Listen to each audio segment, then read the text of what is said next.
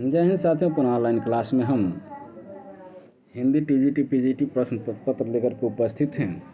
इसके पहले के वीडियो में हम लोग देख चुके थे, एक दिन पहले का वीडियो हमने अपलोड किया था। उस वीडियो में हम लोग प्रश्न नंबर 31 तक देख चुके थे कि मार्क्सवादी चेतना की अभिव्यक्ति जिस काव्य धारा में देखने को मिलती है उस धारा को क्या कहते हैं, तो उस धारा को हम लोग कहते हैं प्रगतिवाद धारा।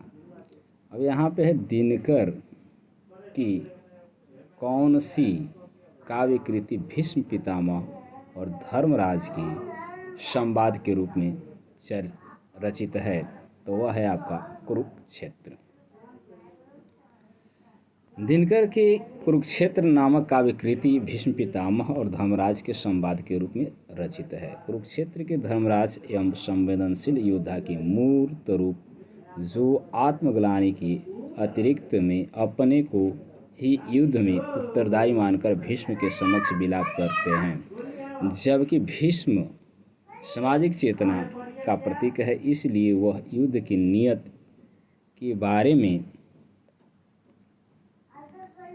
बारे में बात करते हैं कि व्यक्ति के संदर्भ में जो मूल्य है वो समाज के संदर्भ में दोष बनाते हैं, जबकि रश्मिरथ में केवल कर्ण के चरित्र का वर्णन है। उर्वशी में दिनकर ने उर्वशी और पुरूरवा के प्राचीन आर्यान को एक अर्थ में जोड़ना चाहा है, एक नए अर्थ के रूप में जोड़ना चाहा है। यहाँ पे दिया है कि निबंध ललित निबंधकार नहीं है, तो इसमें अभी तो हमको देखना पड़ेगा। इसमें विद्या श्रीनिवास नहीं होने चाहिए। देखते हैं सर, यहाँ रामविलास मार्क्सवादी आलोचक हैं, जबकि कुबेरनाथ राय, विद्यानिवास मिश्र एवं हजारी प्रसाद द्विवेदी ये सभी ललित निबंधकार हैं। तो हमें याद रखना है कि ललित निबंधकार कौन नहीं है, तो रामविलास शर्मा है, मार्क्सवादी आलोचक हैं। हंस पत्रिका के संपादक का नाम है, तो हंस पत्रिका के संपादक का नाम है प्रेमचंद। उपन्यास सम्राट प्रेमचंद द्वारा स्थापित एवं और संपादित हंस समय की अत्यंत महत्वपूर्ण पत्रिका रही है। महात्मा गांधी और कन्हैयालाल मणिकलाल मुंशी ने भी 2 वर्षों तक हंस के संपादक मंडल में शामिल रहे। मुंशी प्रेमचंद की मृत्यु के बाद हंस का संपादन उनके पुत्र कथाकार अमृत राय ने किया। अनेक वर्षों तक हंस का प्रकाशन बंद रहा। बाद में मुंशी प्रेमचंद की जन्मतिथि 31 जुलाई को ही सन 1986 में अक्षर प्रकाशन के कथाकार राजेंद्र यादव के संपादन में इस पत्रिका को एक कथा मासिक के रूप में फिर से प्रकाशित कराना प्रारंभ किया तथा राजेंद्र ने 86 से 2013 तक पूरे 27 वर्ष तक इस पत्रिका का संपादन किया। वर्तमान में हंस एक सांस्कृतिक, साहित्यिक और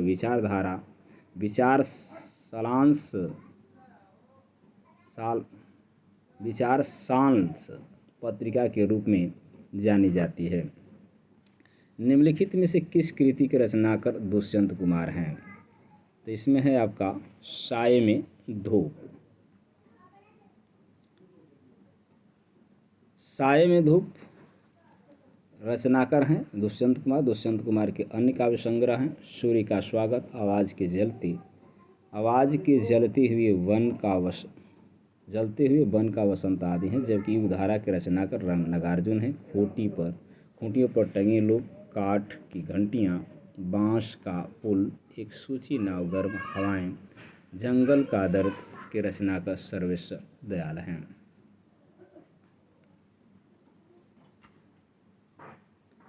निम्नलिखित में से कौन नवगीत के प्रसिद्ध उन्नायक कवि हैं, तो ये हैं आपके वीरेंद्र मिश्र। हिंदी में नवगीत परंपरा के प्रसिद्ध उन्नायक कवि वीरेंद्र मिश्र हैं। वीरेंद्र मिश्र द्वारा लिखित रचनाएं गीतम, लेखनी, वेला और अविराम चल मधुवंती हैं। निम्नलिखित में से कौन सा उपन्यासकार एक आंचलिक उपन्यासकार है? तो आंचलिक उपन्यासकार हैं आपके राही मासूम राजा। राही मासूम राजा एक आंचलिक उपन्यासकार हैं तथा यहाँ पे है डॉक्टर राही मासूम राजा द्वारा लिखित एवं सर्वाधिक चर्चित उपन्यास आधा गाँव है। इस उपन्यास को आंचलिक उपन्यास की अविधा भी प्राप्त ही इनके द्वारा लिखित अन्य उपन्यास हैं। आधा गाँव 1996 गाजीपुर जिले की गंगोली गांव के सैयद मुसलमानों की कथा है। टोपी शुक्ला 1969 हिंदू मुस्लिम संबंधों की समस्या का चित्रण है। हिम्मत जौनापुरी 1969 गाजीपुर जिले की एक मुसलमान की कथा है। आंसुओं की बूंद 1970 हिंदू मुसलमान के धार्मिक उन्माद का चित्रण है। अगले पृष्ठ पर चलते हैं। अन्य व्याख्या दिया गया है उन्हीं के बारे में है। एक दिल एक सादा कागज़ 1973 में पाकिस्तान में स्थानांतरित भारतीय मुसलमानों की मोहभंग की कथा है। सन 75 1977 और 1975 में लागू आपातकाल और जनजीवन पर पड़े उनके प्रभावों का चित्रण है। कटारा भी आरजू 1978 इलाहाबाद के एक मोहल्ले में रहने वाले हिंदू मुस्लिम की कहानी है। प्रेमचंद्र की कौन सी कृति जब्त कर ली गई? तो कौन सी? तो ये दूसरा होगा सोजे वतन। प्रेमचंद्र उपन्यास के क्षेत्र में जितना महान है, कहानी के क्षेत्र में उससे भी कहीं अधिक महान है। प्रेमचंद्र कहानी के क्षेत्र में आदर्श मुक्त यथार्थवादी परंपरा के प्रतिष्ठापक हैं। इनकी उर्दू कहानियों के संग्रह सोजे वतन को अंग्रेजी सरकार द्वारा जब्त कर लिया गया था। कह रहा है कि निम्नलिखित में से किस रासो काव्य का मूल वर्ण विषय वीर रस न होकर के श्रृंगार रस है? तो वह है आपका विशलदेव रासो। विशलदेव रासो में आप नरपतनाल द्वारा रचित है। विशलदेव रासो 1155 मुक्तक परंपरा का प्रतिनिधित्व काव्य है। विशलदेव रासो मूलतः गीय पद काव्य है। इस काव्य में वीर रस न होकर के श्रृंगार रस की प्रधानता अधिक है। यह हिंदी के आदिकाल की एक श्रेष्ठ काव्य कृति है। इसमें भोज परंपरा पुत्री राजमती और अजमेर के चौहान राजा विशलदेव तृतीय के विवाह वियोग एवं पुनर्मिलन की कथा सरस शैली में प्रस्तुत की गई है। भूषण रीतिकाल की किस काव्यधारा के कवि हैं? तो भूषण रीतिबद्ध काव्यधारा के हैं। रीतिबद्ध काव्यधारा के अन्य प्रमुख कवि हैं मोतीराम जसवंत, कुलपति मिश्रा, चिंतामणि, ग्वाला आदि। निम्नलिखित में से मोहन राकेश लिखित नाटक है। मोहन राकेश लिखित नाटक का नाम है लहरों के राजहंस।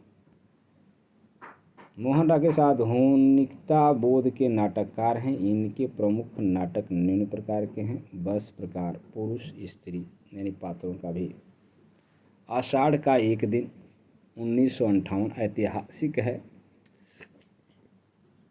कालिदास हैं, पुरुष है कालिदास, विलोम मालतू दंतुल। अंबिका स्त्री है। लहरों के राजहंस 1963 ऐतिहासिक है। नंद श्यामंग आनंद, सुंदरी अलका। आधे अधूरे 1969 महेंद्र सिंधानिया, जगमोहन और अशोक नाथ भी है। यहाँ पे है स्त्री बिन्नी है, सावित्री है, किन्नी है, रुक जाए देखते हैं, किन्नी है और जू नेजा है। ये प्रश्न नंबर हो गया आपका 41। अभी यहाँ पे देखिए अभी और है। पैरों तले जमीन अधूरा है। अंडे के छिलके एकांकी है, सिपाही की माँ एकांकी है, प्यालियाँ टूटती हैं एकांकी है, बहुत बड़ा सवाल एकांकी है, रात बीतने तक ध्वनि नाटक है, छतरिया पार्श्व नाटक है, शायद बीज नाटक है, बीज नाटक है। अच्छा, यहाँ पे दिया आचार्य रामचंद्र शुक्ल ने भक्ति काल के निम्नलिखित कवियों में से किसे सबसे कम महत्व प्रदान किया है, तो वह है कबीर को। आलोचना सम्राट आचार्य रामचंद्र शुक्ल का हिंदी आलोचना के क्षेत्र में अद्वितीय स्थान है। इनके द्वारा रचित आलोचनात्मक ग्रंथ हिंदी साहित्य में उन्होंने तुलसी को हिंदी का सर्वश्रेष्ठ कवि सिद्ध किया है। उनके समक्ष हिंदी के अन्य किसी कवि का कोई कवि को महत्व नहीं दिया है। हिंदी साहित्य में सरदार पूर्ण सिंह की ख्याति किस रूप में है, तो एक निबंधकार के रूप में है। पूर्ण सिंह की ख्याति निबंधकार के रूप में है। पूर्ण सिंह की केवल 6 निबंध ही मिलते हैं। सच्ची वीरता, कन्यादान, पवित्रता, आचरण की सभ्यता, मजदूरी और प्रेम और अमेरिका का मस्ताना, योगी वाल्ट विटमैन, ये सभी निबंध सरस्वती में प्रकाशित हुए थे। इस कारण ही सरदार पूर्ण सिंह ने हिंदी के निबंधकारों में अपना विशेष स्थान बना लिया। निम्नलिखित में से किस कहानी के लेखक प्रेमचंद नहीं हैं, तो ये है छोटा जादूगर। छोटा जादूगर कहानी के लेखक प्रेमचंद नहीं है, जबकि यह कहानी जयशंकर प्रसाद द्वारा लिखित है। इस कहानी में मानवीय गुणों का उद्वाल कर आत्मनिर्भरता और दायित्व बोध का संदेश दिया गया है। बड़े घर की बेटी, ठाकुर का कुआं, दो सखी आदि सभी कहानियाँ उपन्यास सम्राट मुंशी प्रेमचंद की हैं।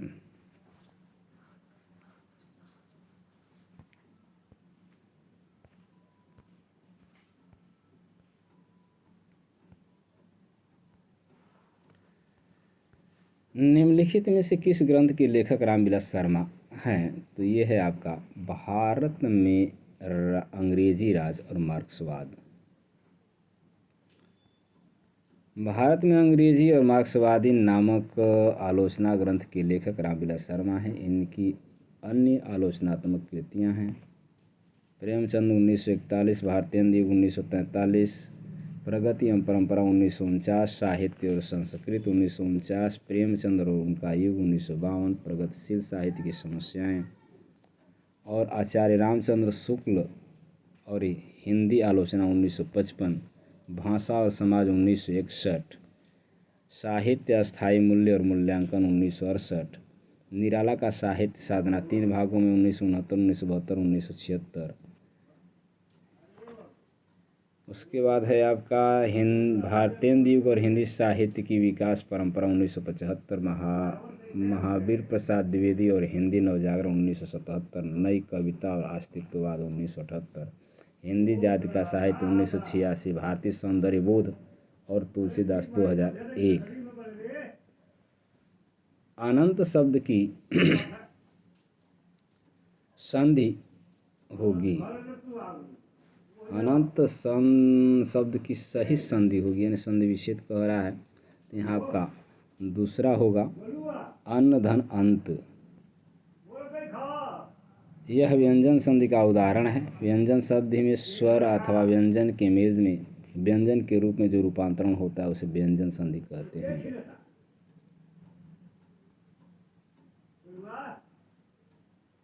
यहाँ पे मिलान करना है,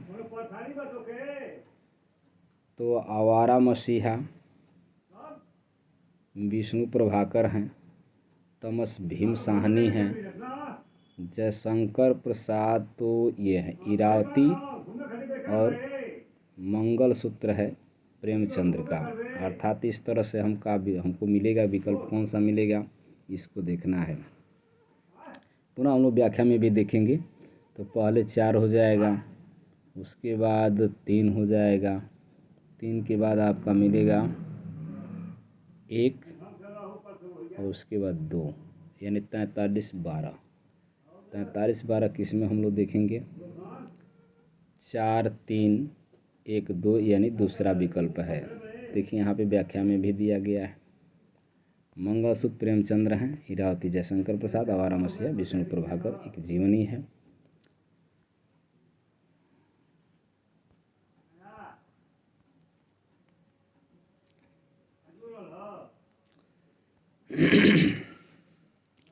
निम्नलिखित में से वर्तनी की दृष्टि से अशुद्ध शब्द का चयन करना है। तो यहाँ आपका तीसरा है शमश्रु, जबकि अशुद्ध है, जबकि इसका शुद्ध वर्तनी होता है शुद्ध,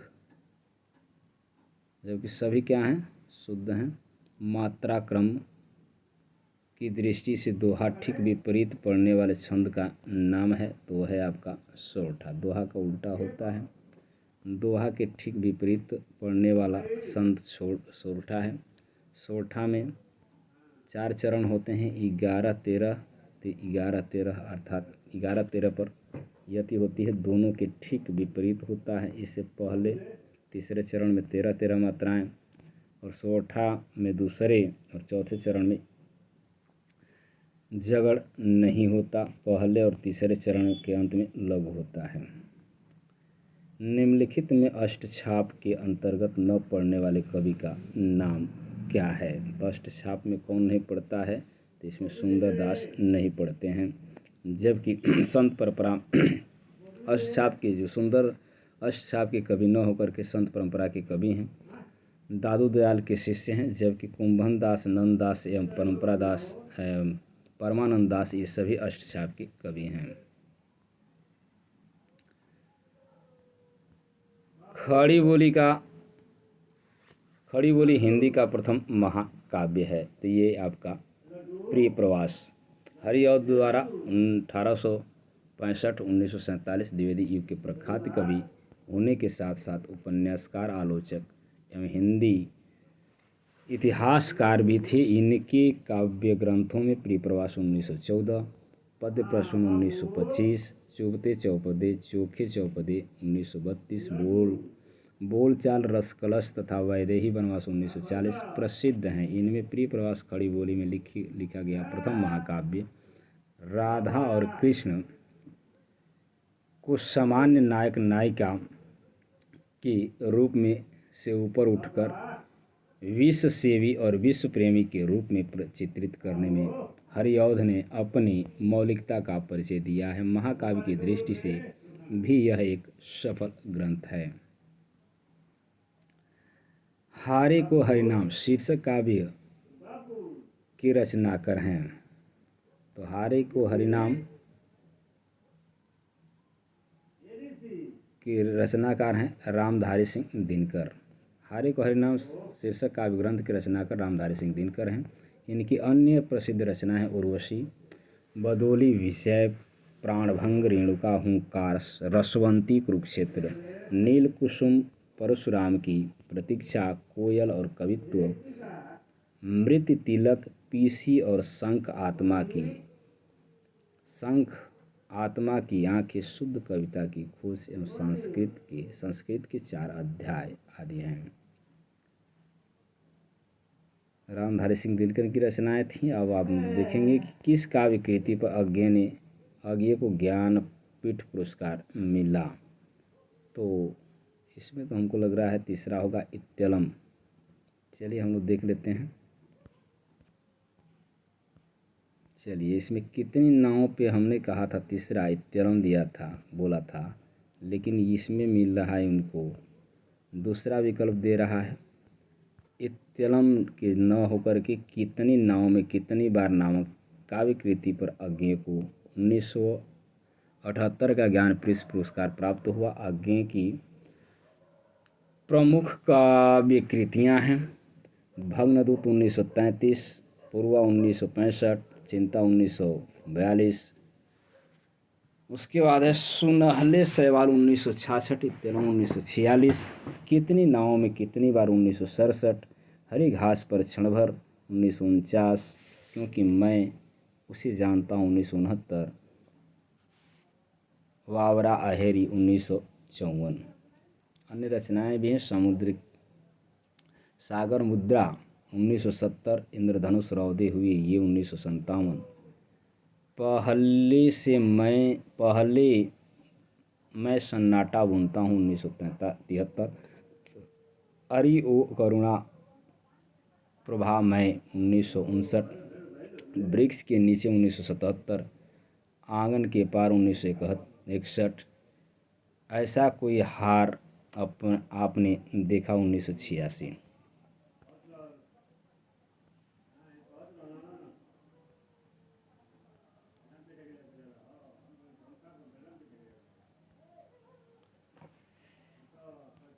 आधुनिक हिंदी साहित्य के द्विवेदी युग का नामकरण किस रचना के नाम के आधार पर किया है? तो ये किया गया है महावीर प्रसाद द्विवेदी। 1900 से 1920 तक का समय हिंदी साहित्य के लिए इतिहास में द्विवेदी युग के नाम से जाना जाता है। हिंदी खड़ी बोली को परिष्कृत एवं स्थिरता प्रदान करने वालों में अग्रगण्य ये कवि और आलोचना, निबंधकार, अनुवादक, संपादकाचार्य थे। इनके द्वारा लिखे मौलिक और अनुदित गद्य पद्य ग्रंथों की संख्या 80 है। गद्य लेखन संपादन के क्षेत्र में इन्हें विशेष सफलता मिली। काव्य में मंजूषा, सुमन, कुब्ज, अबला, विलाप, मौलिक पद्य है, गंगा लहरी, ऋतु तरंगणी, कुमार संभवसार, अनुदित है आदि द्विवेदी जी की उल्लेखनीय रचनाएं हैं।